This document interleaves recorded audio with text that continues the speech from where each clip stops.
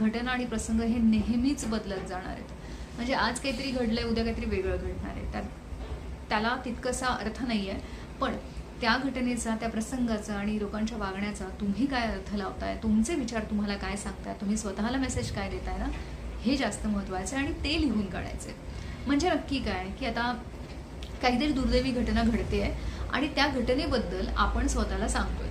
काय काय सांगतो आपण, कुठल्या कुठल्या प्रकारचे नेगेटिव्ह विचार येऊ शकतात मनामध्ये, की ही घटना, दुर्दैवी घटना माझ्या आयुष्यात का घडली. सगळ्यात पहिला प्रश्न तर असतो की का.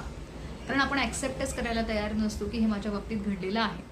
म्हणून मग का घडली, घडायला नको होती, घडली म्हणजे खूप भयंकर आहे आणि आता घडली तर आता पुढे काही चांगलं होणारच नाही, आता अशाच घटना घडत राहणार आहेत. किंवा एकदा काही माणसं आयुष्यामध्ये नेगेटिव्ह आली तर अशीच माणसं माझ्या आयुष्यात पुढेच येत राहतील का. एकदा फेलियर आलं तर पुढे तसंच फेलियर येत राहील का. किंवा लोक सतत माझ्याबद्दल वाईटच विचार करतात, माझा